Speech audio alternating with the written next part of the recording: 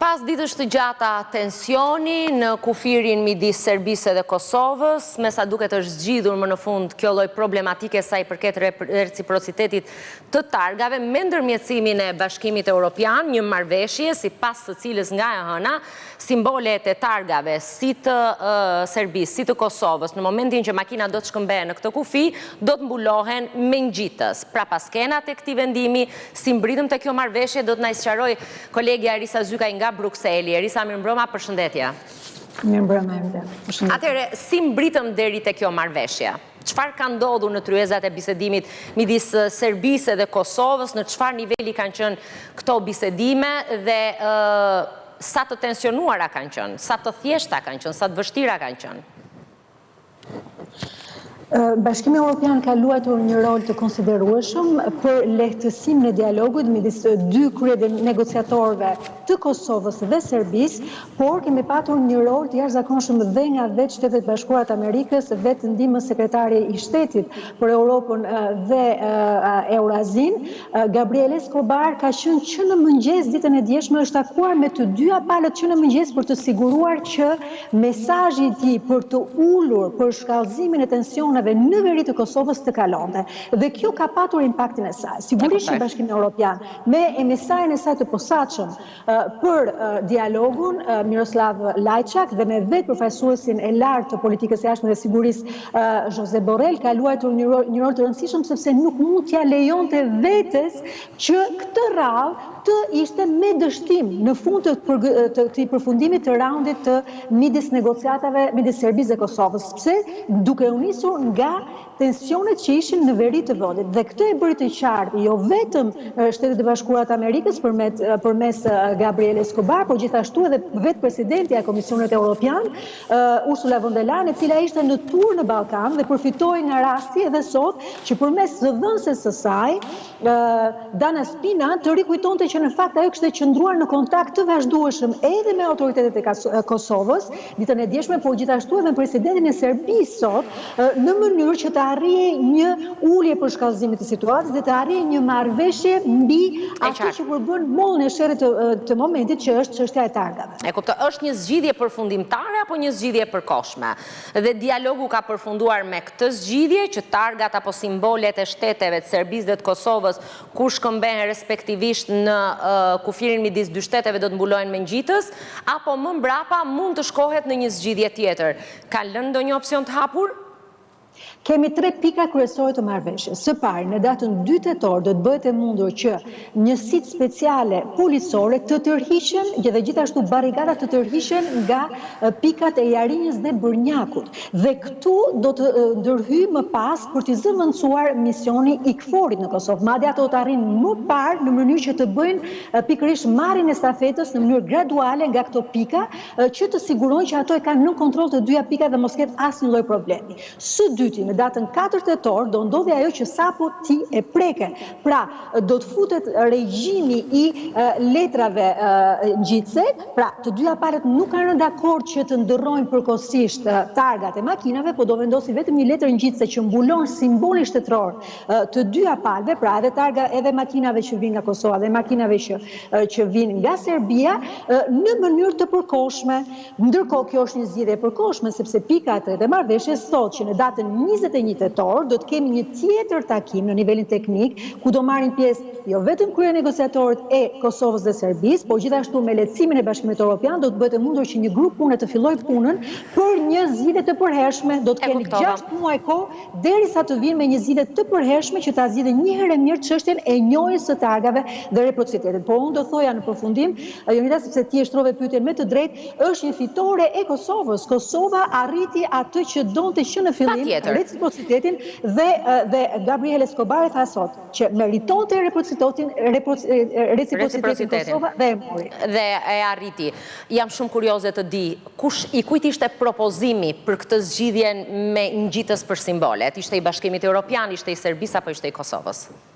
Kush e hodhi në tryezë këtë propozim? Nuk ka patur shumë sqarime për këtë, sepse secili ka ruajtur detaj deri në fund. Ne dje kemi qenë në pozitë shumë të vështirë, sepse asnjë nuk donte të flisë deri në fund, derisa zoti Besnik Bislimi doli nga takimi dhe vendosi që të fliste për mediat, që ka patur një marrëveshje dhe prite dhe pëlqimi i palës serbe, dhe sot ajo u realizua, u bë fakt. Pra deri dje nuk ishte fakt, sot u bë fakt. Detajet sigurisht që do dalin se kush ishte propozimi, dhe do të di më vonë në detaje se cilit ishte ideja në fakt. E kuptoj. Me kohën do të sqarohen mbase të gjitha. Kam edhe një pyetje tjetër që është shqetësim, besoj edhe shumë teleshikuesve, në lidhje me një lajm që ka qarkulluar për mundësinë e rikthimit të vizave për vendet e Ballkanit Perëndimor. Si është e vërteta e këtij lajmi? E vërtetë e këtij lajmi është që ka një raport prej 70 faqesh, i cili ka qarkulluar në grupet e punës së Këshillit të Bashkimit Evropian. I hartuar nga kush?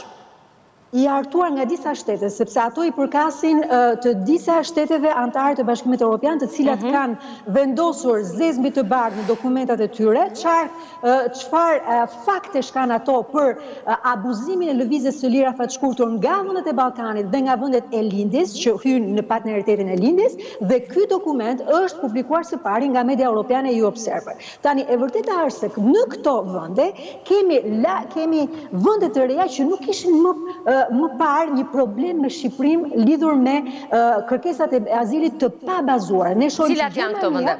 Gjermania e konsideron Shqipërinë si një nga 10 vendet më problematike që abuzon me lëvizjen e lirë afatshkurtër, por edhe Serbinë. Gjithashtu Franca nuk ka rreshtur së thoni që ajo ka ende probleme me Shqipërinë me kërkesat e azilit të pabazuar, dhe rikujtojmë këtu për audiencën tonë që shqiptarët kanë qenë të parët për 2-3 vjet në gjithë renditjen e kërkesave të azilit të pabazuar në Francë, pavarësisht se nuk ka konflikt, dhe vendet e tjera që vinin mbas Shqipërisë ishin vërtet në konflikt lufte. Pra, në këtë aspekt Shqipëria ishte e pajustifikueshme me këtë numër të madh të kërkesave të azilit të pabazuar. Por gjithashtu kemi shtete të tjera që nuk kanë qenë të zëshme dhe që vazhdojnë të jetë të shqetësuara me kërkesat e azilit, siç është për shembull Hollanda.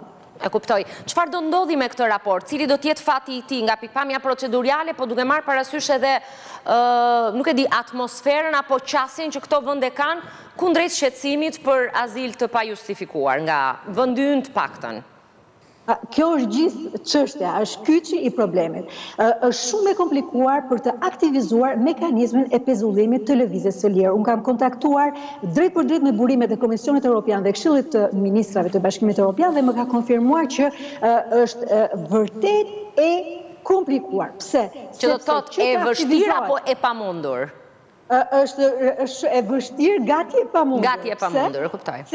Sepse rikujtojmë këtu që ka qenë i vetmi vend, ka qenë Hollanda, që ka dashur të aktivizojë këtë mekanizëm të pezullimit të lëvizjes së lirë me Shqipërinë, nuk e arritur, sepse Komisioni Evropian konsideronte që nuk ishin përmbushur kushtet që të aktivizojë ky mekanizëm, ndërkohë unë shtrova pyetjen, po tani që kemi disa shtete anëtare që po ankojnë për Shqipërinë, çfarë ndodh? Dhe shpjegimi është i tillë që fjala e fundit i takon Komisionit Evropian, është ai që e merr aktin ekzekutiv. Por Komisioni aktin ekzekutiv nuk e merr dot para se të kalojë nga komitologjia, që është një grup pune në Këshillin e Ministrave të Bashkimit Evropian, ku vendimi merret me shumicë të kualifikuar. Pra, nuk mjafton vetëm disa vende që thonë ne jemi dakord që të aktivizohet mekanizmi i pezullimit të lëvizjes së lirë me Shqipërinë sepse ajo ka abuzuar, jo, duhet një shumicë e cilësuar. Dhe përveç kësaj, Komisioni Evropian më konfirmoi që në datën 4 gusht ato kanë nxjerrë raportin e tyre të fundit lidhur me lëvizjen e lirë afatshkurtër,